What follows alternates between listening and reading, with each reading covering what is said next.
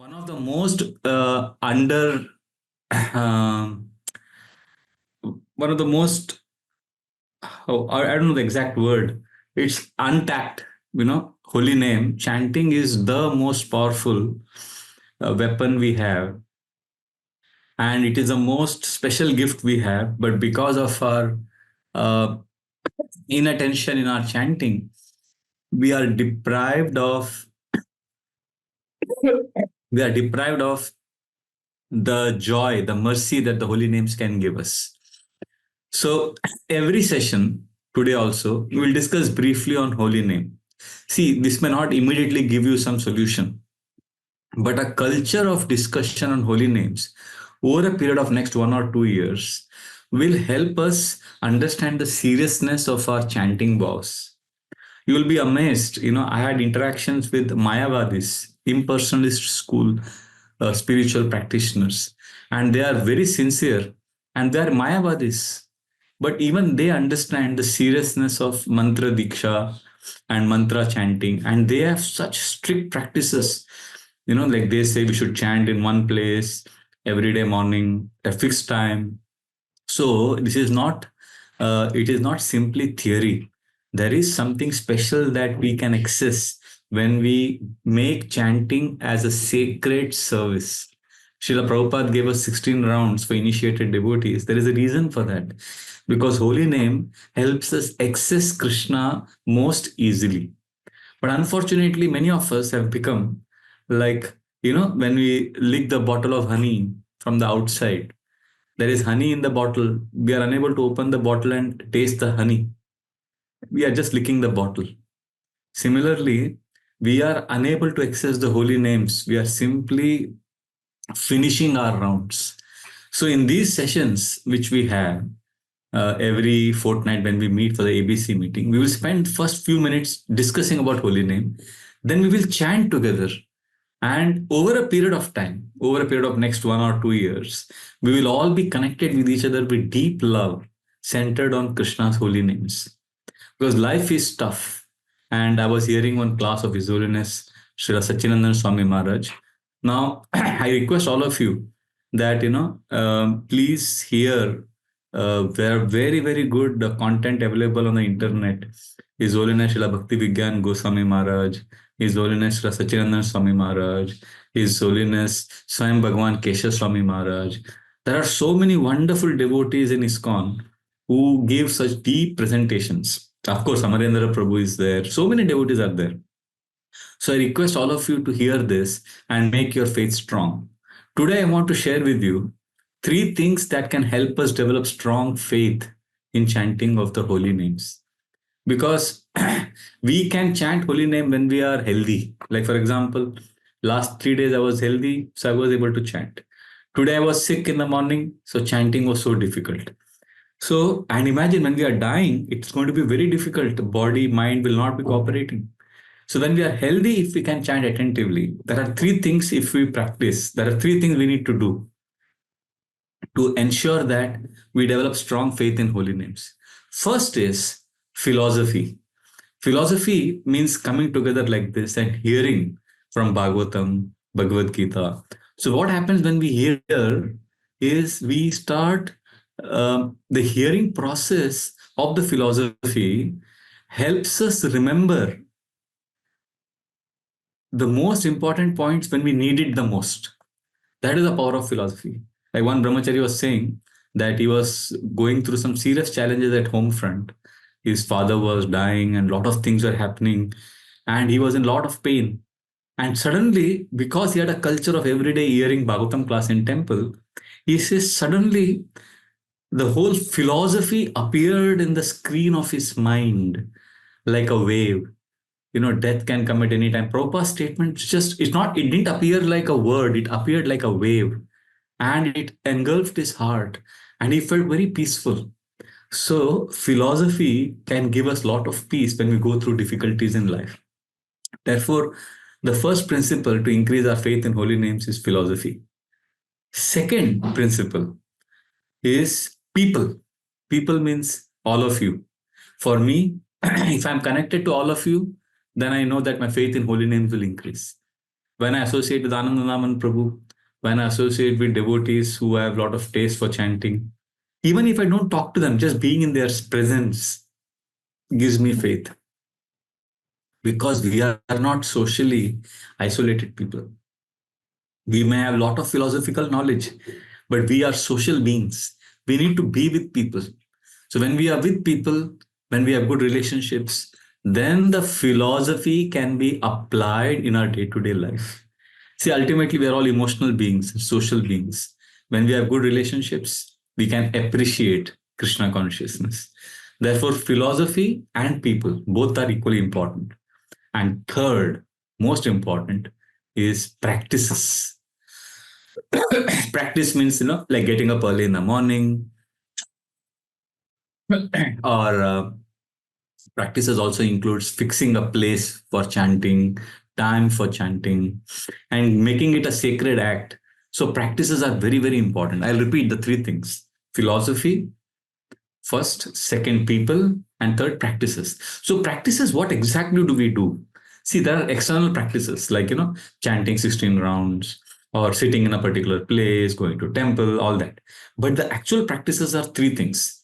When we start chanting like this beat bag, this is what we're going to do now for the next 10, 15 minutes when we're going to chant. There are three things we need to do as a practice. So when we are chanting, we need to first turn to Krishna, which means when chanting, we need to begin, before chanting, we need to begin like this: Krishna, I now turn to you. I have gone away from you for so long, Krishna, but now I want to turn to you. I want to come back to you. So this intention, this turning back to Krishna, this is an intention that we need to practice. So when we begin with this intention, then the practice of chanting becomes very nourishing. That is first. Second, as we make our intention clear, then we make an offering. We say, Krishna, this 15 minutes of chanting that I'm going to do now is for you. I'm offering this to you for your pleasure, for your happiness. My whole day I spend for my happiness. Whole day I plan my job, my relationship, my house, my things to do. Everything I'm doing for myself. But this 15 minutes or this 20 minutes of chanting, I will be doing for you. This is an offering for you. I'm spending time with you for your happiness. So this is called offering. So the first principle in practice is turning to Krishna. Second is offering to Krishna. And third, which is the most important, is to pull the mind back to hearing the holy name. Now, this is not again a exhausting struggle based practice. It is gently coming back to holy name.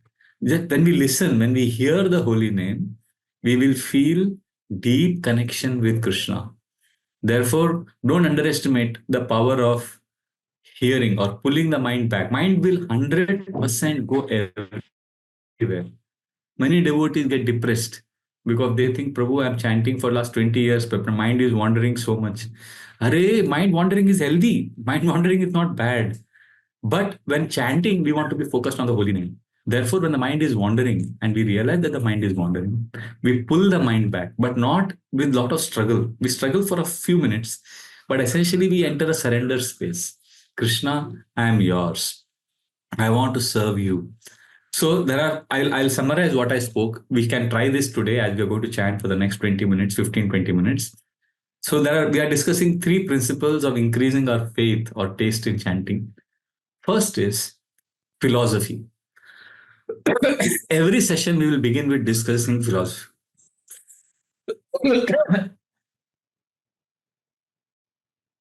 The philosophy is very important. Second, we'll discuss, we have to know that we need people. We are not socially independent. Whoever you are, see, our Keshav Maharaj was saying in one class, I liked it so much. He said, in our Gaudiya Vaishnava tradition, there is no example of anybody who is self-made devotee. We don't have any example of somebody who has done everything on his own. There is no example of a devotee who is self-made. Every devotee has got mercy or blessings of somebody else. We are a movement where we get mercy of Krishna when we depend on other devotees, other people. philosophy and people. And third is practice. And practice essentially means three things: turning to Krishna or making an intention clear before we start chanting. And while chanting, making an offering to Krishna. And third, most important, is pulling the mind back to listen to the holy names. So as we pull the mind back gently, see again, not like a fighting. We can't win the fight against mind. We can't say that I'm going to fight. Struggle. The more we struggle, the more exhausted we become. We gently come back. We gently pull the mind back to listening to the holy name. And when we have these three practices, then devotees ask me, will this guarantee that we will get love of Krishna? Well, love of Krishna is not in our hand. Taste is not in our hand. But enthusiasm is in our hand. See, when Krishna is pleased by our enthusiasm, Krishna may give us taste. Many times devotees say, Prabhuji, how can I get taste for chanting?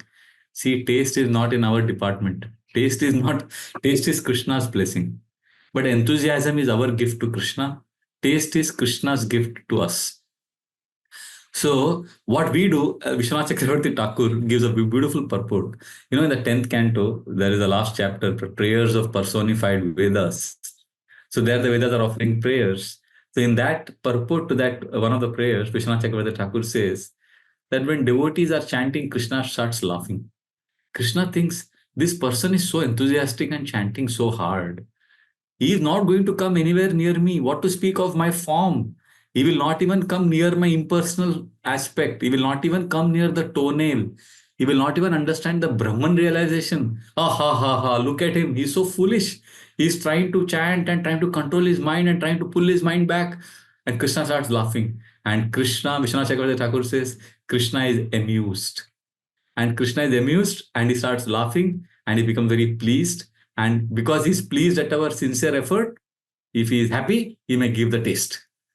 So our whole effort is to make Krishna laugh or to make Krishna see that we are sincere, because we cannot really control the mind. So these are the three principles: philosophy, second is people, third is practice. Regarding practice, there are three things: turning to Krishna, second, offering everything to Krishna, and third, pulling the mind back, focusing on listening to the holy name. So I have a request. It is 4:50 on my watch. So can we chant till 5:10? 20 minutes, let us chant together, keeping our videos on. And at 5:10, I will give a class on one of the journals that I write. Every day I write 1.5, 2 hours of journal. So last week I presented on feeling loved by Krishna. Today I'll present on another topic that I wrote on my journal. So that we will start at 5:10. So now we have 20 minutes. Can we all chant together? Hare Krishna. Thank you very much. Srila Prabhupada ki jai. Harinam Sankirtan ki jai.